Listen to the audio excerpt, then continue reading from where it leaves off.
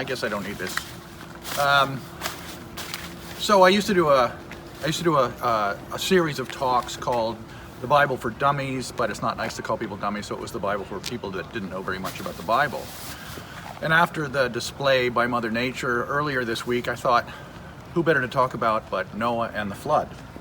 So some of you know this story about Noah and the flood. Some of you may have heard about Noah in Sunday school. And you know, it's funny that it's always considered to be a children's story because there's a boat and there's animals and there's a rainbow and whatnot.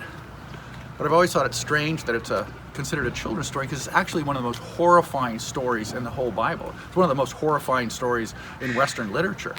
It's a story in which everyone on earth gets killed. All the people, all the animals get drowned by a great flood except for one family. But you know the story. Simply put, God looks around soon after God creates the world, looks around and sees that people are corrupt and violent and decides to start over again, to wipe everybody out. But he needs somebody. He doesn't want to start completely from fresh. So he finds Noah and tells Noah to build a boat, tells him that there's going to be a giant flood, which Noah does. And God tells Noah, get 2 animals of every kind, get them in the boat, get your wife and your sons and their wives, and off they go. And it rains for 40 days and 40 nights. The whole world floods.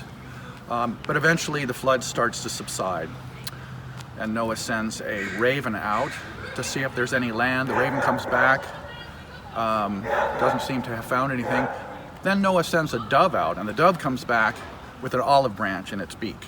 And you may have heard of this expression, offering someone an olive branch, and this is where it comes from. And then God looks around and says, that was pretty harsh, killing everyone on earth. So God promises Noah, well, I won't do that again. And as a sign of this promise, God puts a rainbow in the sky. Some people think this is the first Gay Pride Day. I think probably that came later. So the story really is quite a horrifying one. I think the people that wrote this story, they wanted to show that God, like Mother Nature, is capable both of creation and destruction. The Israelites had one God. Their neighbors had many gods. They had gods of love and hate and war.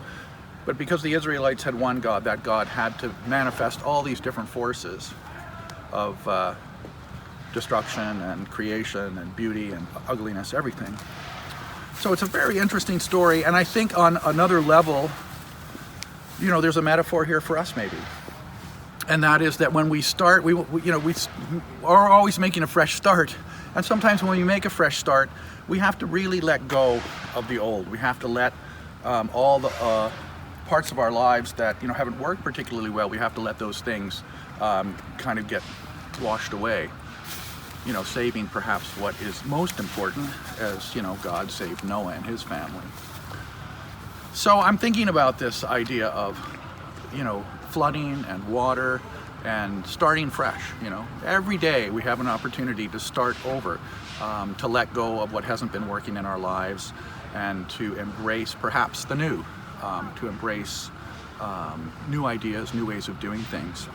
But as I say, sometimes that's a painful process because we have to let go of things that maybe are safe and comfortable and familiar. So hopefully the rains have abated for a while. Have a great rest of the week. Think about starting new, starting fresh, some things you can try maybe that you haven't tried before. And have a great day. The Lord said to Noah,